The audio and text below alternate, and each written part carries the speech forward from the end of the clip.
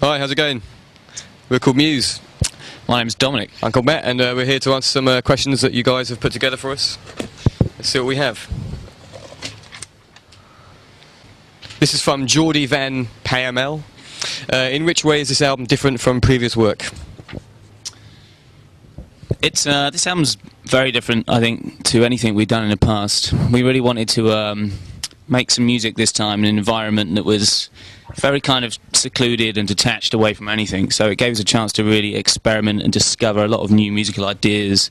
And I think that's exactly what we did, you know. And it always feels great to kind of push your musical boundaries in the studio and try out a lot of new things. Yeah, I think some of the things are different. There's a little bit more electronic presence on this album, I think, compared to previous albums. It's kind of less. I think there's less of the kind of classical thing that was associated with some of our previous albums. I think that's been replaced with kind of some South European folk music ideas, like a bit of flamenco guitar, a little bit of South Italian, a bit of Morricone in there. So I think really we just kind of explored some different influences to what we normally would put in our albums. Who's it from? Eleanor Becker. Do you sometimes listen to groups of the countries where you are playing? Yes. Well, yeah. For example, today we're playing in Belgium, and we've got we've always been quite influenced by bands from Belgium. Maybe from the mid-90s, we got into bands like Deus, Evil Superstars, and I always thought there were some great innovative ideas coming out of guitar music in Belgium. It seemed to be more forward-thinking than bands coming out of England at that time.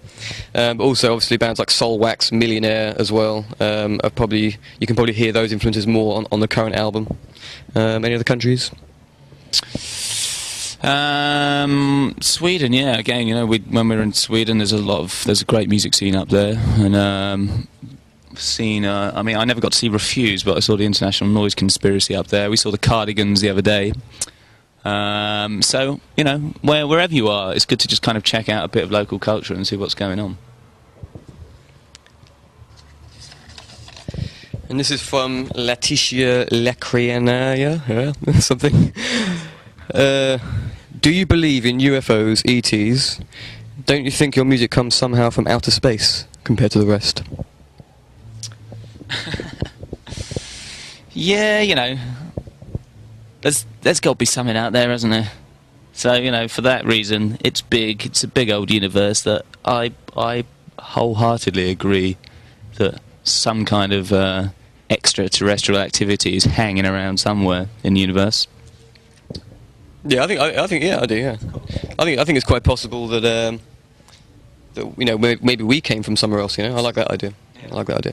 But in terms of our music, I think, you know, we come from a. The question was. Does it come from outer space? Do you think your music comes from outer space? Well, it could do, but I think that, you know, we've always had this. I think because we come from a small town in the middle of nowhere, we've always been kind of outsiders, both musically and personally. I think that, you know, since we started, we've never really fitted in with any particular musical genre or scene. Particularly, I mean, like when we started, it was Britpop.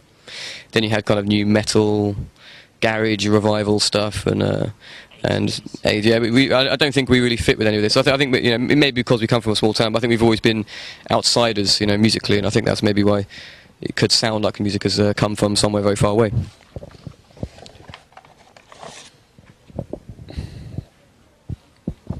Okay, from Lars de Vos. Writing a new song, first the lyrics or first the riff? Well, I'd say it depends on the song. I'd say most songs, it's the music that comes first. Occasionally the riff comes first, but generally the music comes first. I think the music sort of helps me get into an atmosphere or a sort of frame of mind where, you know, where characters start to grow out of you and lyrics start to come quite naturally.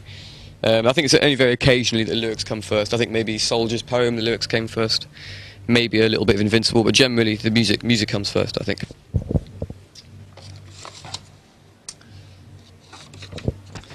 This is from Kelly Renson. This album is different from the others. Why have you changed? I think well, you know, we've evolved in some ways, which I think is a really healthy thing to do, but that's a very natural process, I think. You learn more, you know, the the more years you're alive on this earth, you learn more about everything, and music is one of those things. And I think we've kind of said before, really feeling like we're pushing our musical boundaries in the studio is a healthy thing to do. So this one's from Julian Massoin. Julian Massoin. Which one of your songs gives you the biggest chill when you play live or when you're playing it? I would say, well, recently we just started playing Soldier's Poem, which is, really soft and kind of delicate, particularly when it seems emphasised when you're on a big stage at a festival. So I think we might play that tonight. That can be quite chilling because you feel very exposed when you play that song. But that chorus of Time Is Running Out always works, and also the riff at the end of Nights of Sidonia. Yeah, I agree with the riff at the end of Nights of Sidonia. I think that's the bit that's getting me going at the moment. This is from Lars DeVos. Same geezer. Yeah, it's very popular. Dom, do you still have your Slipknot mask? Got it somewhere, yeah. I think it's in a box hidden underneath my bed somewhere. I haven't seen it for a long time, but I know it's around. How'd you get hold of it? I certainly haven't worn it for a long time. I got hold of it because we did a gig with Slipknot in Spain at some metal fest quite a few years ago, and this girl got hold of the mask, I think, from the singer, and she gave it to us, and that was it. And as soon as I put it on, you change your personality quite quickly, and I started doing impressions of the singer.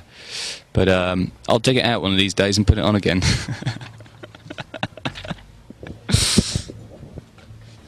Okay, Matthias Poret, maybe. What album struck you the most throughout your entire life? Ooh, that's a bit heavy. Back off. Well, actually, I'll go for something by Tom Waits, maybe. Tom Waits as an artist has always been very...